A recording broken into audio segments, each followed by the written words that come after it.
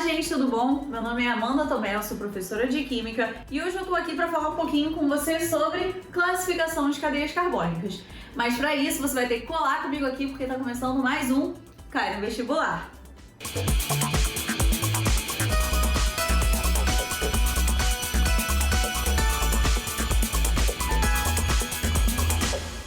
Bom, o assunto de hoje, como eu falei com vocês, é classificação de cadeias carbônicas. Para classificar uma cadeia carbônica, a gente tem que fazer uso de 4 categorias.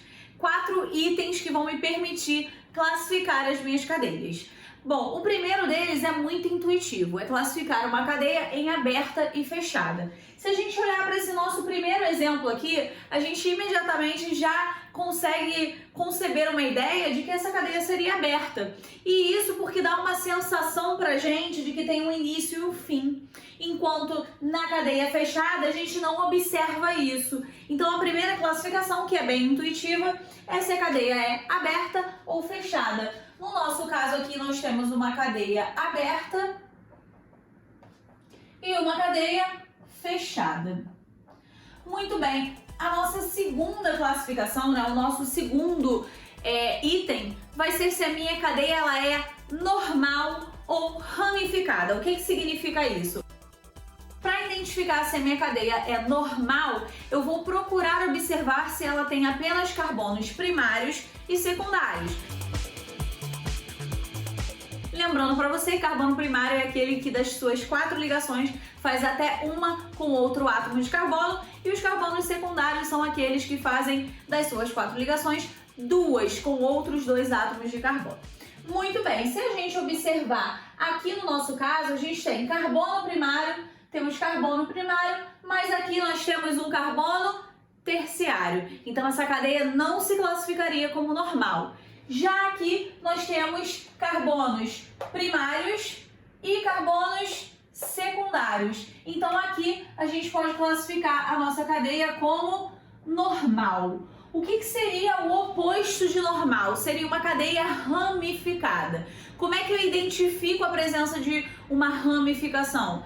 Pela presença na minha cadeia de carbonos terciários e ou quaternários, porque a gente pode ter tanto terciário quanto quaternário, ou apenas o terciário e apenas o quaternário, tá bom? Então a gente já tinha identificado aqui que nós temos um carbono terciário. Isso significa que esse raminho que está saindo da minha cadeia é uma ramificação. Então, para identificar se a minha cadeia é ramificada, eu vou buscar identificar a presença de carbonos terciários e ou quaternários, tá bom? Vamos então para a nossa terceira classificação, a nossa terceira categoria. A gente pode classificar uma cadeia em saturada ou insaturada. Bom, uma cadeia saturada apresenta apenas ligações simples entre carbonos. Então eu posso dizer que uma cadeia insaturada vai apresentar ligação pi? Perfeito. Bom, para identificar se uma cadeia é insaturada, então a maneira mais fácil que eu posso pensar é se eu tenho ligação dupla ou tripla. No nosso caso aqui, nós temos uma ligação dupla. Então a presença dessa ligação dupla já permite que eu classifique o meu composto como uma cadeia insaturada. Tudo bem? Aí você pode falar para mim, bom, Amanda, essa sua outra cadeia também é insaturada, porque você tem uma ligação dupla aqui. Opa, mas para uma cadeia ser insaturada, esta ligação dupla ou tripla precisa acontecer entre carbonos. E aqui a gente está observando a ligação dupla ocorrer entre carbono e oxigênio. Então, essa situação não fornece a sua cadeia uma classificação de cadeia insaturada, porque para ser insaturada, a sua ligação dupla ou tripla tem que estar sendo realizada entre átomos de carbono. E aqui a nossa ligação dupla está ocorrendo entre carbono e oxigênio. Então, eu posso classificar essa cadeia como saturada. Agora nós vamos à nossa última classificação, que está ligada à ideia da presença ou da ausência de um heteroátomo. O que é um heteroátomo? É um átomo diferente de carbono que se situa entre dois átomos de carbono. Ah, Amanda, você falou isso, imediatamente eu já olhei para esse oxigênio. Se a gente observar, esse oxigênio está localizado entre dois átomos de carbono. Então eu posso classificar esse cara aqui como sendo um heteroátomo. O oxigênio e o nitrogênio são os heteroátomos que a gente mais observa por aí, tá bom? Bom, se a minha cadeia ela apresenta um heteroátomo, eu posso classificá-la como heterogênea. Agora, se a minha cadeia não apresenta um heteroátomo, eu classifico ela como homogênea. Aí você vai falar, Amanda, para de escrever agora, porque olha ali, você tem um oxigênio. Primeira coisa que eu tenho que pensar, eu tenho oxigênio, mas esse oxigênio está situado entre dois átomos de carbonos? Aqui no nosso caso não, né? Esse oxigênio está situado entre um hidrogênio e um carbono. Então eu não posso classificar essa cadeia como uma cadeia heterogênea, como foi nesse caso aqui, tá bom? Muito bem, então fizemos as nossas 4 classificações. Sempre que a gente falar sobre classificar uma cadeia carbônica, a gente precisa ter em mente a possibilidade de ter que fazer uso dessas 4 classificações.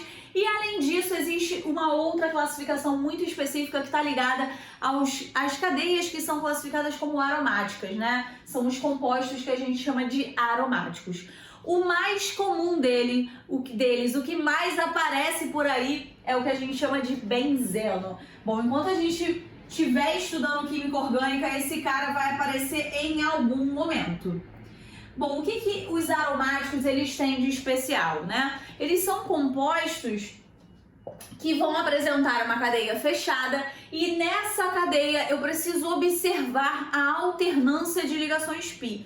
Como assim? Eu tenho uma ligação π aqui, aqui eu não tenho. Tenho aqui, aqui eu não tenho. Tenho aqui e aqui eu não tenho. Então as ligações π, elas estão alternadas.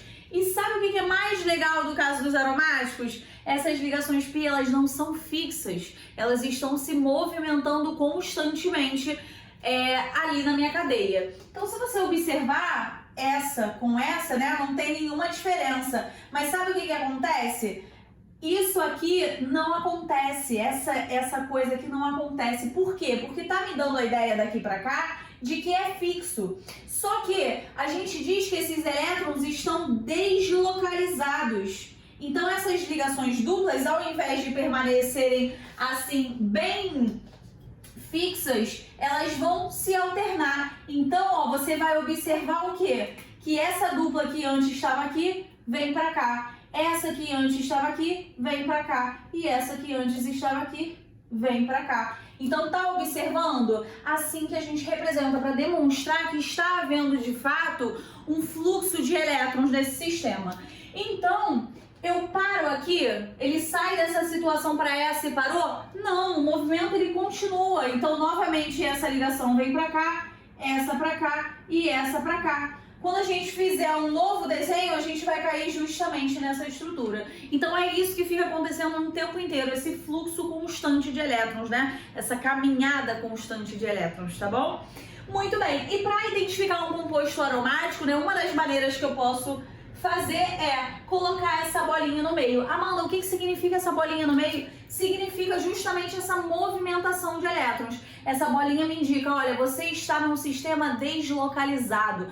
O que está acontecendo ali é o fluxo constante de elétrons, ou seja, não é uma coisa fixa, é uma coisa dinâmica, tá bom? Então eu coloquei para você aqui o aromático mais comum, mais famoso de todos, que é o benzeno. Mas você pode conhecer também, inclusive ter na sua casa, um composto que tenha esse cara aqui, né? Uma substância que tenha esse cara aqui. Esse cara também é um aromático, só que agora o que eu tenho? Eu tenho 2 núcleos aromáticos condensados, ou seja, eles estão unidos. E esse cara aqui se chama naftaleno. O naftaleno está presente, como você já deve estar podendo imaginar aí, nas bolinhas de naftalina que a gente coloca na gaveta para afastar insetos que possam danificar ali a nossa roupa, tá bom? Então, você já está conhecendo, agora já sabe como identificar um aromático, tá bom? Bom, então nós conversamos um pouquinho aqui sobre classificações de cadeias carbônicas e eu te espero para uma próxima aula sobre orgânica no próximo episódio de Cai no Vestibular. Beijo!